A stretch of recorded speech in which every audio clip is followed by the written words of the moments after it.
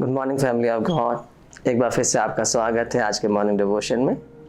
आज का वचन पाया जाता है इफिसियों का पहला अध्याय उसकी 3री पद।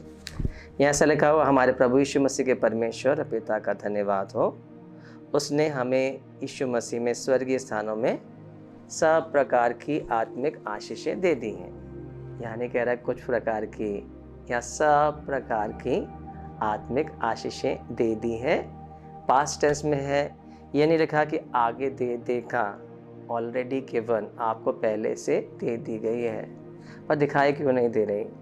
दिखाई इसलिए दे रही है कि वो फिजिकल रेलम में नहीं है, स्पिरिचुअल रेलम में, आत्मिक क्षेत्र में आपको मिली है। हम दो बातों पर ध्यान देंगे। पहली बात तो ये है कि ये यीशु मसीह में, जो लोग यीशु मसीह में, उनके लिए आशीषें हैं। सेकेंड, दूसरी बात हम देखेंगे कि वो आत्मिक रेलम में है, स्पिरिचुअल रेलम में है। आपको उनको फिजिकल रेलम में लेके आना है। परमेश्वर जो भी आशीष देता है वो स्पिरिचुअल रेलम में देता है। हमको विश्वास के द्वारा, धीरज के द्वारा उन्हें फिजिकल रेलम में लाना पड़ता है।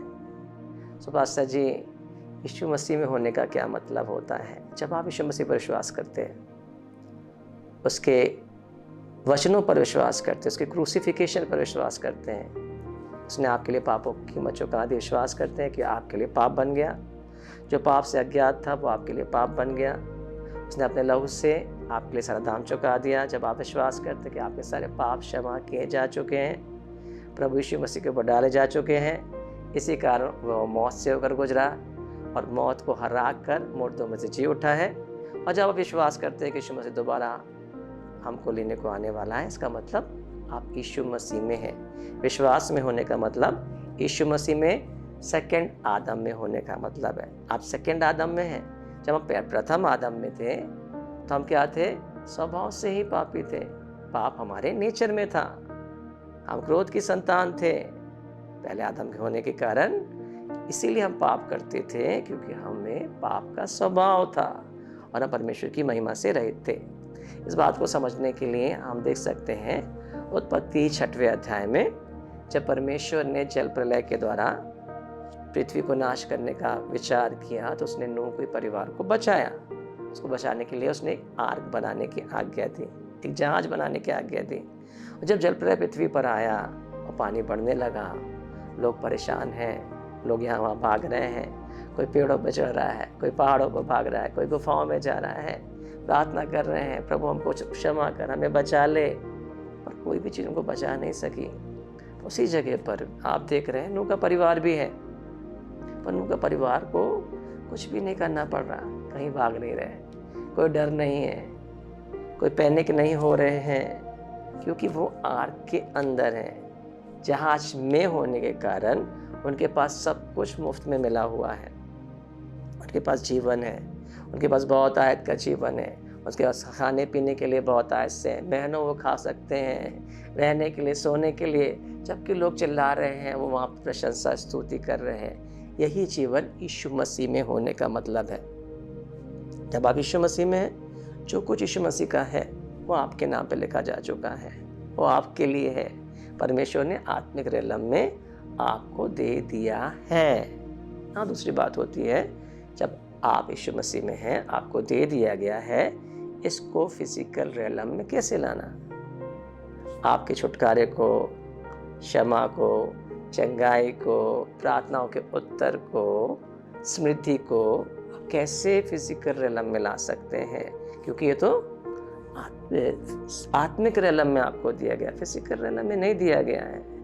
आपने उद्धार कैसे प्राप्त किया? आपको उद्धार मिला है कि आपने यीशु मसीह को देखा था, या यीशु मसीह क्रूस पर चढ़ते हुए देखा था?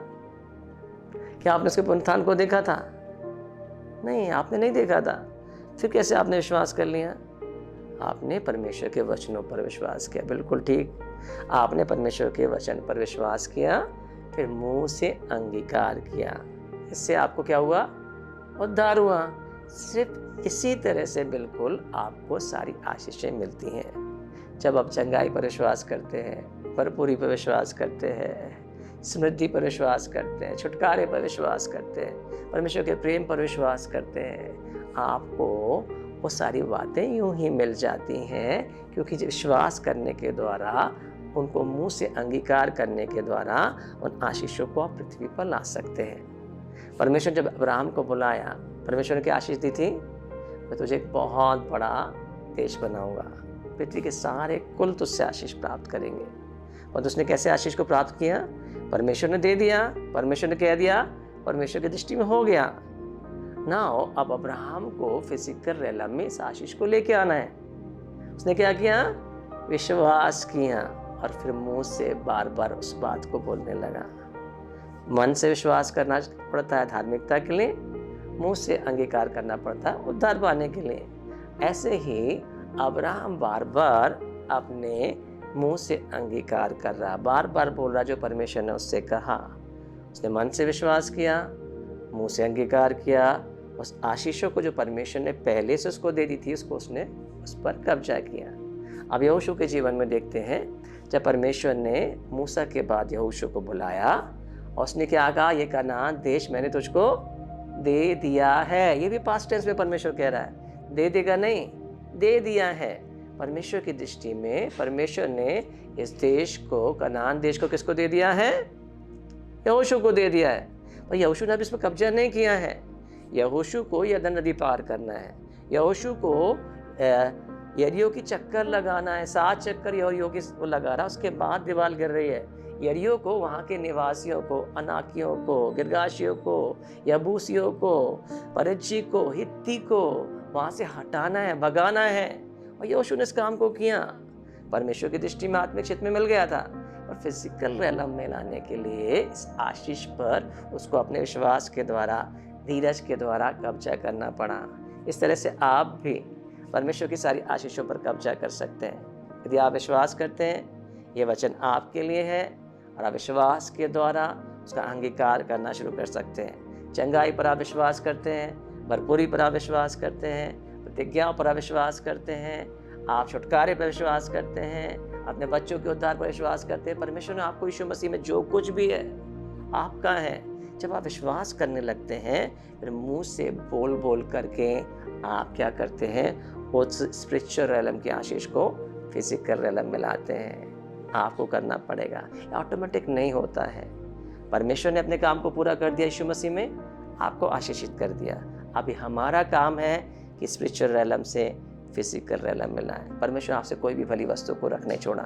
जब उसने यीशु मसीह को दिया, यीशु मसीह के साथ सब कुछ आपको दे दिया गया है।